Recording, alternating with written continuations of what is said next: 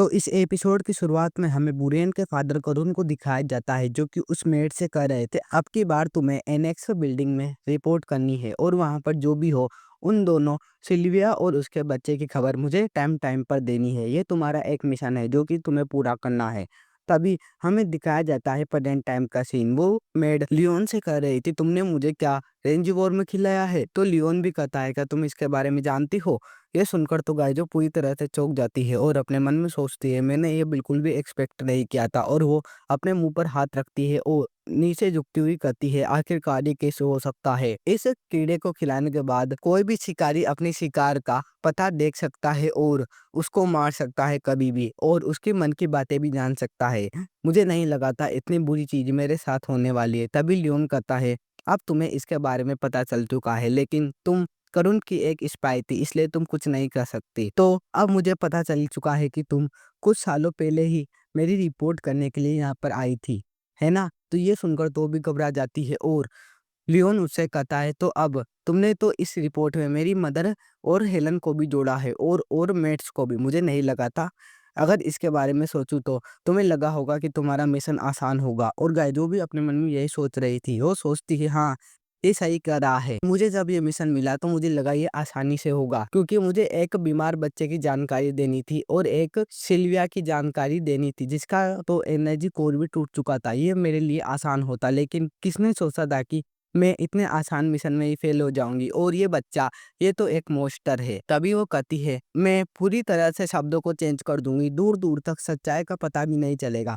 तो लियोन कहता है इसकी आवश्यकता नहीं, इंफॉर्मेशन उसे वही दो जो कि सामान्य हो, कोई महत्वपूर्ण इंफॉर्मेशन मत भेजना। और इसी के साथ तुम्हारे पास एक और काम है जो तुम मेरे लिए कर सकती हो। और वो उसके सामने बैठकर उसे घूरने लगता है और कहता है अब से तुम एक डबल स्पाई हो, तुम्हें उसकी महत्वपूर्ण इंफॉर्मेशन मुझे लाकर देनी होगी और कोई भी आम सी इंफॉर्मेशन हो वो उसे लाकर दे दो, जिससे कि तुम भी बची रहोगी और मेरा भी काम हो जाएगा। समझ गई? तो भी कहती है हाँ मैं समझ गई। और लियोन उसे देखने लगता है, फिर माँ से जाता हुआ कहता है तो ठीक है, आशा करता हूँ कि तुम मुझे अगली बार अच्छी इंफॉर्मेशन ला कर दो, वो यूज़फुल इंफॉर्मेशन होनी चाहिए। वो लियोन को जाती हुई देख रही थी। तभी हमें दिखाया जाता है लियोन के साइड में व्हाइट गोस्ट को, जो कि लियोन से कहता है तुमने रेंज वॉर्म कहाँ से लाया? तो लियोन कहता है क्या तुम्हें इसके बारे में पता है? ये क्रूअल टेक्निक है। तुम्हें लगा था कि मैं इसका यूज करूंगा, लेकिन इसमें बहुत ही ज़्यादा पेन होता है तो मैंने इसका यूज नहीं किया। तो व्हाइट गोस्ट भी कहता है तो तुमने आखिरकार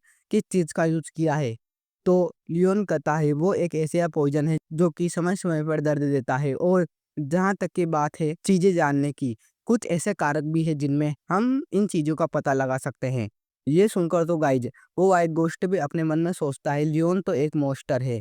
तभी हमें दिखाया जाता है कुछ दिनों बाद का सीन, जहाँ पर लियोन अपनी ट्रेनिंग एकेडमी में जा रहा था ओरा को सीखने के लिए, और वो ट्रेनिंग हॉल में वापस जा रहा था। तभी वो मेड भी अपना काम सही से कर रही थी और लियोन कहता है अब मुझे कैसे भी करके इन दिनों ओरा को यूज करना सीखना ही होगा। और लियोन वहां पर चला जाता है उन ट्रेनीज के बीच में। वो अपने मन में सोचता है देखा जाए तो यहाँ पर कुल 42 लोग हैं। लीमेन ने पहले एकदम सही कहा था, एक चौथाई लोग कम हो चुके हैं। मुझे नहीं लगा था कि उसकी प्रेडिक्शन इतनी ज्यादा सही निकलेगी।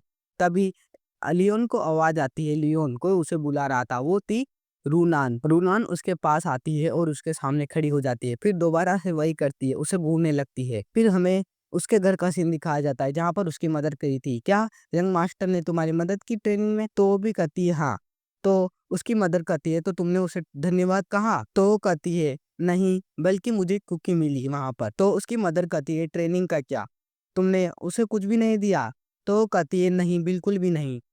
तो उसकी मदर कहती है आखिरकार ऐसा क्यों? तो वो भी कहती है डैड ने कहा था किसी भी लड़के से बात मत करना। ये सुनकर तो उसकी मदर कहती है हाँ अब मैं समझ गई। और वो कहती है रूनान जेंडर मैटर नहीं करता, अगर तुम्हें किसी की मदद करनी हो या अपना ग्रेटिट्यूड को लौटाना हो तो तुम आराम से उसे लौटा सकती हो। तुम्हें अगली बार मिलो तो उसे थैंक यू कहना चाहिए, यही तुम्हारे मैनर्स है। ये गाइस सब सुन रही थी रूनान, और वो शांति से बातें सुन रही थी। तभी वो कहती है थैंक्स। ये सुनकर तो लियोन को कुछ समझ में नहीं आता, वो भी कहता है ओ ओ ओके। तभी व्हाइट गोस्ट भी कहता है क्या इसके साथ कुछ गलत हुआ है?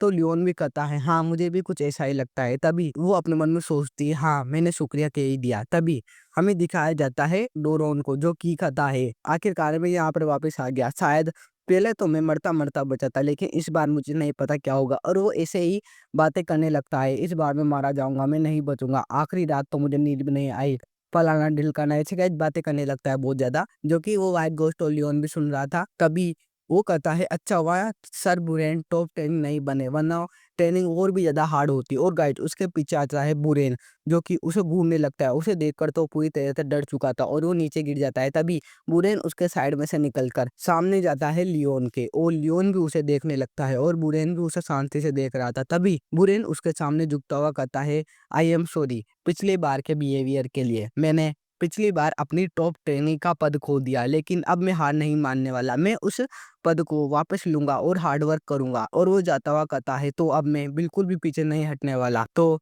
अब तुम्हें अपने बारे में सोच लेना चाहिए। और वो वहां से जाने लगता है।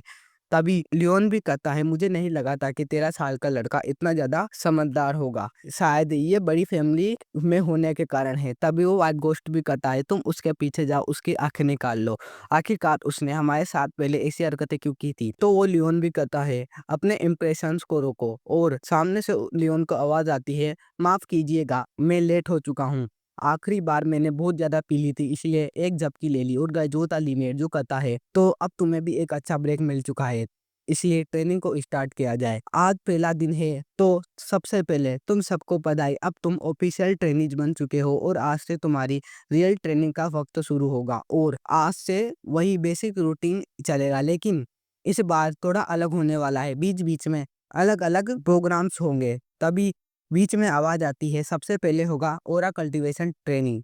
और वो सारे बच्चे पीछे से देखते हैं तो एक लड़की गेट खोलकर आ रही थी। वो कहती है तुम कमीने डोर को तुमने ऐसे क्यों लगाया, तुम्हें नहीं पता मुझे कितनी ज्यादा परेशानी हुई है। तभी उसे देखकर तो वो डोरोन भी कहता है ये पर्सन तो, और पीछे से लिमेर कहता है तो तुम लास्ट ईयर की ट्रेनी हो जो कि फेल हो चुकी थी और अब तुम इनके साथ कुछ दिनों के लिए रहोगी है ना।